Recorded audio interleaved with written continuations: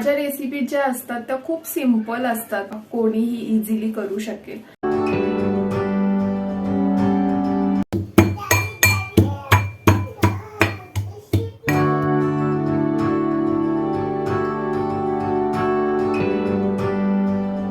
असं म्हटल्यानंतर तिची लिटरली अशी रिॲक्शन होती, क्या तुम कुकर में खाना बनाती हो. आम्हाला वाटतं की हे एखाद्यासाठी कसं काय इतकं आश्चर्य असू शकतं.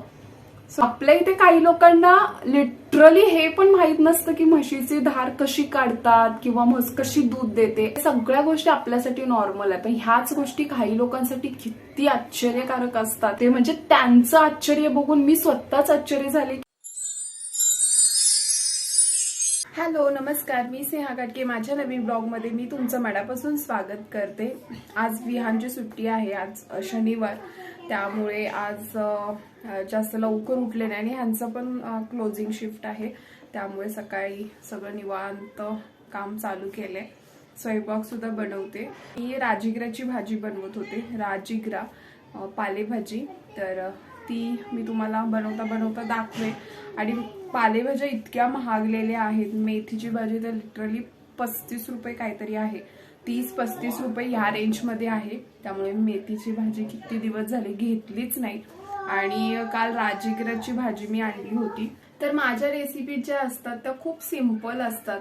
आम्ही जसं घरात ज्या पद्धतीने बनवतो, कुठलाही एक्स्ट्रा मसाला किंवा एक्स्ट्रा कुठले इन्ग्रेडियंट्स न वापरता एकदम साध्यातल्या साध्यात ज्या पद्धतीने जेवण बनवतात, तर त्या पद्धतीच्या माझ्या रेसिपीज असतात. आणि मग त्या मी जशी बनवते तशी मी तुमच्यासोबत शेअर करते. आई जसं बनवायची तसं मी शिकत गेले आणि त्या पद्धतीनेच मी इथे सुद्धा बनवते. थोडं काही ना काहीतरी मी माझ्याकडून त्याच्यात ऍड करत राहते, पण शक्यतो माझ्या खूप साध्या आणि सिंपल रेसिपी असतात जे कोणीही इझिली करू शकेल त्या पद्धतीच्या. चला आज राजगिराची भाजी दाखवते कशी करते ते. तर हे बघा, विहान सकाळ सकाळच उंटावर बसलेला आहे आणि हे अधूनमधून येत राहतात ही लोक आणि मुलांना अशी उंट सवारी करतात.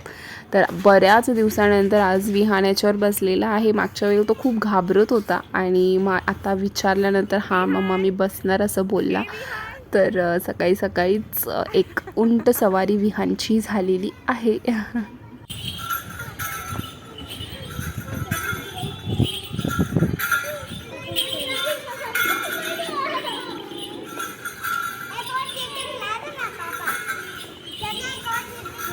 तर ही आहे राजगिरा भाजी आणि ही मी निवडून चिरून घेतलेली आहे.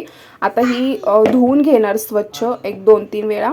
त्याचबरोबर आता फोडणीसाठी जे लागणार आहे ते म्हणजे जिरे, लसूण, कांदा आणि मिरची, बस इतकंच लागणार आहे. चला आता बनवायला घेऊ. आता इथे मी तेल गरम करत ठेवलेलं आहे, 2 पळ्या तेल घातलेलं आहे. तर हे तेल गरम होते तोपर्यंत मी इथे खलबत्ता, हा माझा खलबत्ता आहे, तर याच्यामध्ये लसूण कांदा मी भरपूर घालते पालेभाज्यांमध्ये आणि ही मिरची. तर ह्याची मला पेस्ट बनवायची नाही आहे, फक्त मी असं थोडंसं क्रश करून घेते त्याला.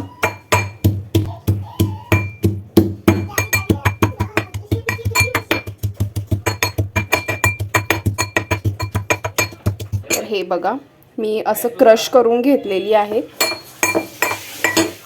कांदा लसूण पालेभाज्यांमध्ये घातलं म्हणजे काही पालेभाज्यांमध्ये कांदा घालते तर काही मध्ये नाही. जसं मेथीची भाजी असू दे त्याच्यामध्ये मी कांदा नाही घालत, फक्त लसूण असते. पण मी अशी मोठी मोठी चेचून घेते, म्हणजे पेस्ट नाही बनवत त्याची, अशी मोठी मोठी चेचून घेते आणि मग मी फोडणी देते. कारण की पालेभाज्यांमध्ये मला पेस्ट नाही आवडत, तर जितकं अशा पद्धतीने थोडंसं क्रश करून टाकलं ना, जबरदस्त चव येते भाज्यांना. तर चला आता मी बनवते भाजी. तेल गरम झालेले, आता ह्याच्यामध्ये मी घालणार आहे जिरे.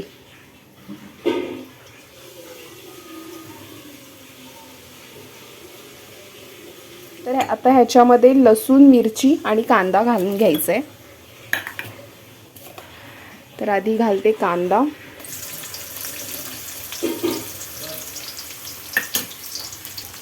कांदा पण मोठा मोठा चिरून घ्यायचा, जास्त बारीक करायचा नाही, म्हणजे भाजीमध्ये असा तो कांदा दिसला पाहिजे असा मोठा मोठा. आता ह्याच्यामध्ये ही लसूण आणि मिरची घालते.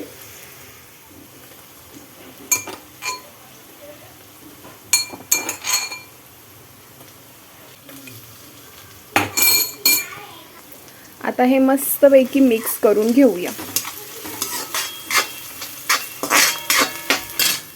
मला पालेभाज्या खूप आवडतात, त्यामुळे मी जास्तीत जास्त घरी पण पालेभाज्या आणते किंवा बनवते. आणि वेगवेगळ्या पद्धतीच्या आमच्या गावी ज्या रानभाज्या असतात, ज्या कधीही खाल्ल्या नसतील, कधी काही ऐकल्या नसतील. पूर्वीच्या काळची लोक वेगवेगळ्या पद्धतीच्या पालेभाज्या खायच्या. जसं शेवगा असतो, त्याची शेवग्याची जी भाजी असते ती पावसाळ्यामध्ये खातात आमच्या इकडे. म्हणजे मिरगात शेवग्याची भाजी खावी असं म्हणतात. तर ती सुद्धा भाजी मी लग्नानंतर खाल्ली आहे. म्हणजे अशा वेगवेगळ्या भाज्या मला ट्राय करायला खूप आवडतात.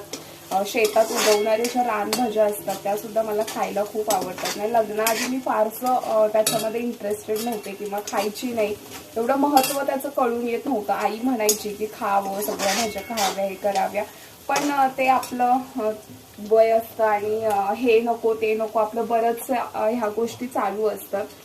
तर लग्नानंतर मात्र सगळ्या भाज्या मी घरी आणायला शिकले. आणि सगळ्या पद्धतीच्या पालेभाज्या असू देत त्या मी घरी आणायची, बनवायची.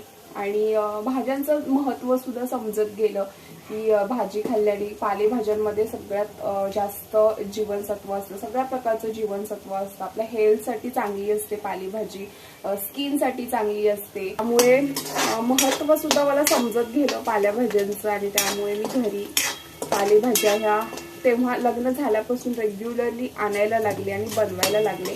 आणि आता विहान आहे, तर विहानला मी आवर्जून पालेभाज्या घालते. कारण की मला माहिती आहे त्याचं महत्त्व पालेभाज्यांचं काय आहे. तो तर छोटा आहे, त्याला काहीच समजत नाही. जे मी भरवेल तेच तो खाईल. तर म्हणून मग मी विहानला सुद्धा पालेभाज्या जितक्या जास्त प्रमाणात देता येईल तितकं देते आणि तितक्या मी बनवते. कांदा, लसूण आणि ही मिरची जी आहे ती आता असं ब्राऊन कलरची झालेली आहे.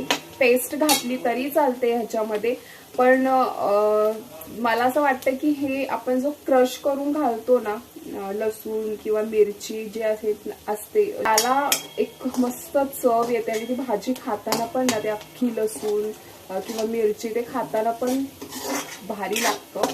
त्यामुळे मी शक्यतो असंच करते, पेस्ट नाहीच घालत. तर आता हे फ्राय झालंय. भाजी मी स्वच्छ धुवून घेतलेली आहे, ती आता ह्याच्यामध्ये घालून घेते.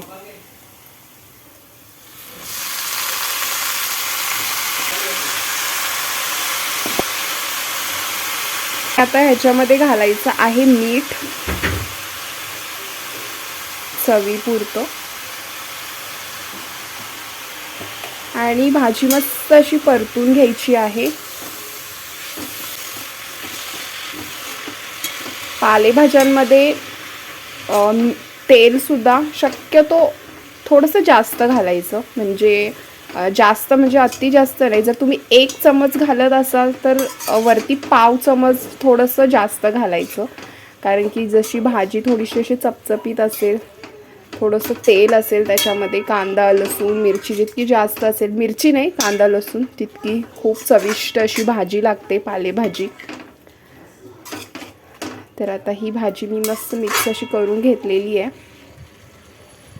आता ह्याच्यावरती प्लेट ठेवणार आणि ती मी वाफेवर शिजवून घेणार आहे. ह्याच्यामध्ये पाणी घालायची तर काही गरज नाही आहे, वाफेवर शिजवून घेते. आता 5 मिनिटं मी वाफेवर भाजी शिजू दिलेली आहे. आता ही बघा, आता परतून घेते. अधूनमधून परतत राहायची आहे आणि गॅस एकदम स्लो ठेवायचा आहे. त्यामुळे वाफेवर ही भाजी मस्त अशी शिजते. तर अजून एक 5 मिनिटं मी वाफेवर भाजीला शिजवेन.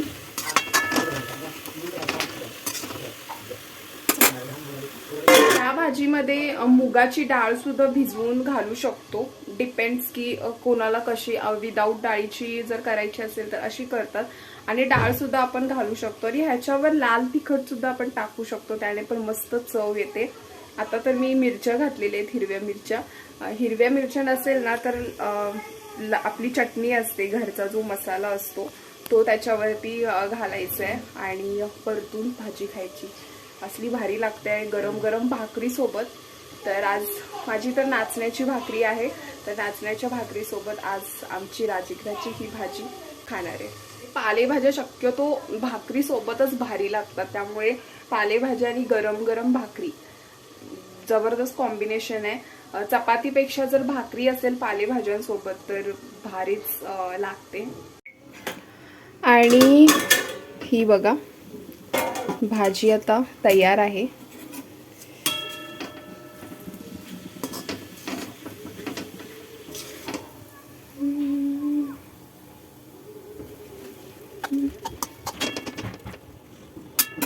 तर आता आम्ही जेवायला बसलेलो आहोत. माझी राजगिराची भाजी सुद्धा झालेली आहे. तर इथे बघा आजच्या जेवणामध्ये राजगिराची भाजी आहे, त्यानंतर हे चवळीचं उसळ आहे, ही शेंगदाण्याची चटणी आहे, म्हणजे आम्ही शेंगदाण्याच्या चटणीला तिळकूट असं म्हणतो, तर ती, आणि ही नाचण्याची भाकरी बनवलेली आहे. त्याचबरोबर हे चवळीचं हे जे उसळ बनवलेलं आहे त्याचं कडाण आहे, त्याची आमटी आणि हा भात. तर असं आज आमचं जेवण आहे. ह्या भातावरून एक मला किस्सा आठवला, म्हणजे आम्ही कुकरमध्ये जसा भात बनवतो तर त्या मी जॉब करायची, तर त्याच्यावरचा एक किस्सा आठवला मला. आता ते जेवण झाल्यानंतर मग मी तुमच्यासोबत तो शेअर करते, तर तुम्ही तो नक्की ऐका आणि आता नंतर भेटू. तर आता संध्याकाळचे वाजलेले आहेत 7. दिवसभर मी काहीच शूट केलं नाही, आणि जसं मी मगाशी जेवताना म्हटलं की मला भातावरून एक किस्सा आठवला, तर तो मला तुमच्यासोबत शेअर करायचा आहे. तर मी पारसी अग्यारीमध्ये जॉब करत होते. 2014 ते 2019 मार्च पर्यंत मी तिथे जॉब केलेला आहे, आणि प्रेग्नन्सीमुळे मला जॉब सोडावा लागला. सो तिथे पारसी गेस्ट हाऊस होतं. अग्यारी म्हणजे पारसी लोकांचं एक मंदिर असतं, आणि तिथेच एक गेस्ट हाऊस होतं. तर त्या गेस्ट हाऊस मध्ये कस्टमर यायचे मुंबईहून, जास्तीत जास्त मुंबईवरूनच यायचे. तर ते पुण्यामध्ये यायचे, तेव्हा ते बुकिंग वगैरे असायचं त्यांचं, तिथे यायचे, राहायचे. कोणी 8 दिवस, कोणी महिनाभर, कोणी 2 दिवस, कोणी 4 दिवस. तर असं असायचं, म्हणजे एक प्रकारचं हॉटेल लाईन सारखं. फक्त तिथे पारसी लोकच अलाउड होती, अदर कास्टचे कुठलेच लोक तिथे अलाउड नव्हतं, ते फक्त पारसी लोकांसाठीच होतं.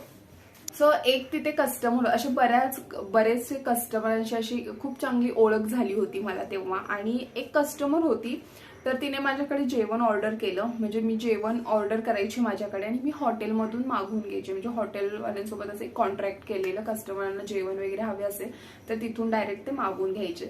तर मी जेवण मागून घेतलं, त्यांचं जेवण वगैरे झालं, आणि मला म्हणाले की स्नेहा तुम्हाला खाना हो गया. तर मी म्हटलं नाही, माझं जेवण तर आत्ता बनतंय आणि मी आता कुकरला लावलंय राईस. असं म्हटल्यानंतर तिची लिटरली अशी रिएक्शन होती, क्या तुम कुकर में खाना बनाती हो, कुकर में राईस बनाती हो, ओ माय गॉड कुकर में कैसे राईस बनता है. तर मी म्हटलं आमचा तसाच असतो, मी तर रोज कुकरमध्येच राईस लावते आणि आमचं कुकरमध्येच बनतो. तर म्हणजे लिटरली इतकं आश्चर्य वाटलं तिला की कुकरमध्ये राईस आम्ही बनवतो, कारण की ती लोक सुट्टा सुट्टा भात खाणारी लोक असतात. बिर्याणी असू दे, पुलाव असू दे, बासमती राईस असू दे, तर अशा पद्धतीचं त्यांचं जेवण असायचं.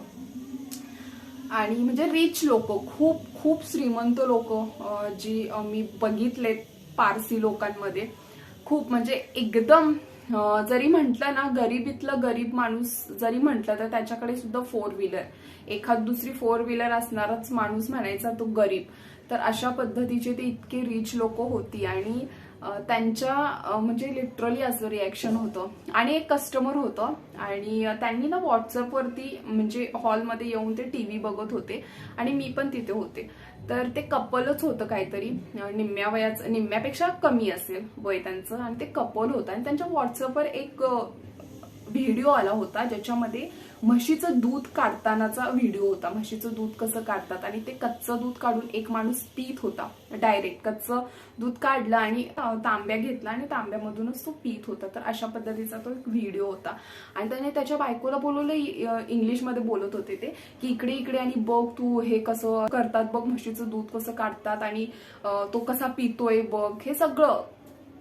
तेव्हा त्या दोघांचे चेहरे अक्षरशः पाहण्यासारखे होते. म्हणजे त्यांचं आश्चर्य बघून मी स्वतःच आश्चर्य झाले की आपल्या इथे काही लोकांना लिटरली हे पण माहित नसतं की म्हशीची धार कशी काढतात किंवा म्हस कशी दूध देते, अजिबातच माहित नव्हतं. हे मला त्यांच्याकडे बघून तेव्हा समजलं होतं. आणि माझ्यासोबत एक युपीचा मुलगा होता, मावशी पण एक होती, इथे पुण्यामधलीच होती मावशी, आणि एक युपीचा मुलगा होता. आणि आमच्या तिघांचं असं ते आमचा स्टाफ होता आणि एकदम जबरदस्त आमचं बॉन्डिंग होतं. आणि तो युपीचा जो मुलगा होता, अनुज नाव होतो माझा, तो अजूनही माझ्या कॉन्टॅक्टमध्ये आहे.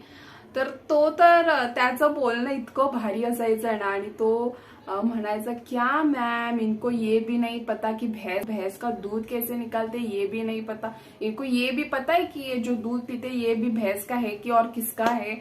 इतकं भारी बोलायचं ना तो. मला अजूनही तसे ते लिटरली त्याचे शब्द आठवतात. आता ते त्यांचा काही दोष नाहीये, कारण की ते त्या इन्व्हॉल्वमेंटमध्ये राहिलेले का. खूप रिच लोक होती, पारसी लोकांमध्ये जसं मी म्हंटल की खूप मोठी, खूप इतके श्रीमंत लोक आणि एकदम दिलदार मनाचे. घेवाण देवाण करायला ना अजिबात मागे पुढे बघायचे नाहीत ते. पैसे देण्याच्या बाबतीत, दान धर्म करण्याच्या बाबतीत ना एक नंबर लोक ती. जितकं मी जवळून त्यांना इतकं बघितलंय, त्यामुळे त्या गोष्टींमध्ये ना खूप हे पुण्याचं काम जे करतात लोक, सो ते पारसी लोक त्या लोकांमधले मी जितके बघितले तितके होते. आणि असे पण त्यांना ह्या गोष्टी माहीतच नव्हत्या. सो हे काही अशा गोष्टी आहेत जेव्हा मी आठवते ना की कसं आपण ज्या इन्व्हॉल्वमेंटमध्ये राहिलेलो आहे, किंवा आपल्यासाठी हे सगळं नॉर्मल आहे. कुकरमध्ये भात बनवणं किंवा धार काढणं म्हशींची, हे सगळ्या गोष्टी आपल्यासाठी नॉर्मल आहे. पण ह्याच गोष्टी काही लोकांसाठी किती आश्चर्यकारक असतात हे बघूनच मी अक्षरशः आश्चर्य व्हायचे. शेवटी ज्याची त्याची लाईफस्टाईल आहे.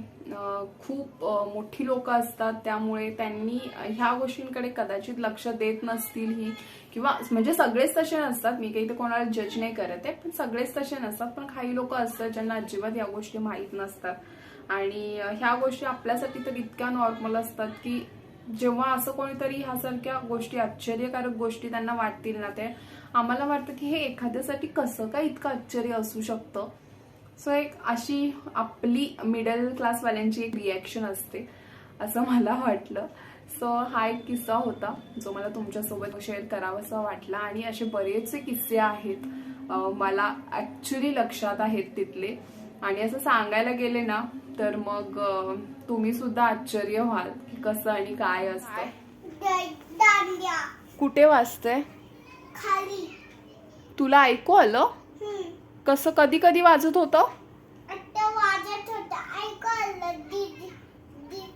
दीदी चालू केले. अजून कधी ऐकू येत होतं तुला? ते मला ऐकू येत होतं.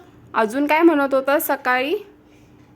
सकाळी पण नाही, आणि दांड्या वाजतात, परवा पण दांडी वाजते, आणि आता पण दांड्या वाजतं. अच्छा, सकाळी पण वाजते का आणि परवा पण? हा, मग तुला काय खेळायला जायचा विचार आहे का? हा, आता जायचं. आत्ता स्लीपिंग करायचो? आत्ता घ्यायचे काय? काय नाही. तुलाच बरं कसा आवाज येतो तो? तुलाच कसा आवाज येतो? शी. चला तर माझा व्लॉग मी इथेच एंड करते. विहान अजून जागा आहे. आता वाजलेत रात्रीचे 10:30 आणि अजून तो झोपलेला नाहीये. तर मी पण आज माझा व्लॉग इथेच एंड करते आणि पुन्हा भेटू एका नवीन ब्लॉगसह. तोपर्यंत स्टे हॅपी, स्टे हेल्दी. आजचा ब्लॉग कसा वाटला? आवडला तर लाईक, शेअर आणि सबस्क्राईब करा आणि कॉमेंटसुद्धा करा प्लीज. मला आवडतात तुमचे कॉमेंट्स वाचायला. तर कराव्याशा वाटल्या तर प्लीज नक्कीच करा. आणि पुन्हा भेटू. तोपर्यंत बाय बाय. हरे कृष्ण.